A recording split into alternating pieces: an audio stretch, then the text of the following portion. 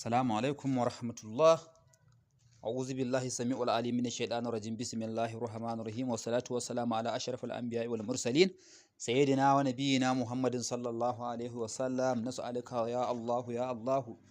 Ya hayyu ya qayyum ya dhul jalali wal ikram. Ya hayyu ya qayyum ya dhul jalali wal ikram bi rahmatika ya arhamar rahimin. Ya yan uwa jama'ar wannan duniya, barkanku da wannan lokaci, barkanku da sake kasancewa da mu a wannan gida namu mai dimbin albarka. A yau kamar kullum shine muka zo muku da wannan hatsabibin aiki, saboda hatsabibin mutum ko ku hatsabibiyar mace. In dai magana ce ta a kori mutum daga guri ko kuwa hatsabibiyar kishiya, bakar kishiya mai zuwa ta kori mace mai 'ya'yanta, ta kore ta da gun arzikinta, ta wulakanta ta da ita da 'ya'yan nata. To insha Allahu ga yanda ake gamawa da ita, ko ta zo za a kore ta, a kore ta a yi kace-kace da ita, a fitar da ita daga wannan gida shine yafi alkhairi.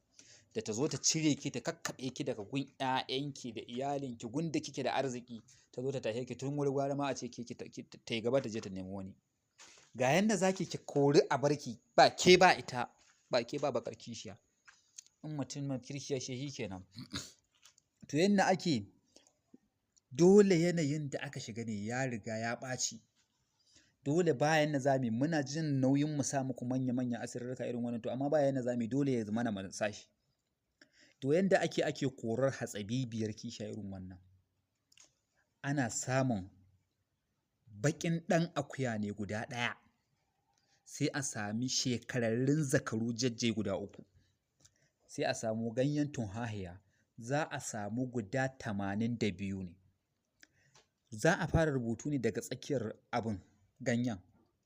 Aka rubuta yasinul qur'anul hakim, to baya ka bar gaf, gaba da gaf, daga gaba sai a sa sunanta wanda ake so a kora, sai a sa sunanta, baya sai a sa sunan wanda take a hannunsa ake so a fidda ta da gun, shi kuma sai a sa ya kalli baya. To haka za a yi aya ɗaya a aya ɗaya, da haka za a gama wannan adadin ganyen. Idan aka gama wannan adadin ganyen, za a zo a dinka hirya ta ne, shiri aya bayan aya, sai a samu guntun likafani, sai a naɗe ta. Idan aka naɗe ta, sai a yi mata sallar gawa, ce shi kenan kuma wance, magana aurenki ya mutu, ko kwa zamanki a guka ba ya ƙare, shi kenan tafiyarki kuma ta yi nisa, a gaida na gaba. Sai a yi mata sallar gawan nan, a yi sallama, sai a zo a haƙa rami kamar kabari kudu da arewa kenan, sai a shirya wannan ganye, a ce to wance shi kenan mun rufe, an rufe farin jininki, ba ke ba wani, ba ke ba wani har abada, tafiyarki ta yi nisa da wannan gida, ke da wani har abada bai. Sai a mai da ƙasa a rufe, sai a zo a sami wannan jajayen zakaru guda 3, kowanne shi an karanta mai yasin ƙafa 7. Idan ya mutu a yarda mushensa, idan bai mutu ba sai a yanka.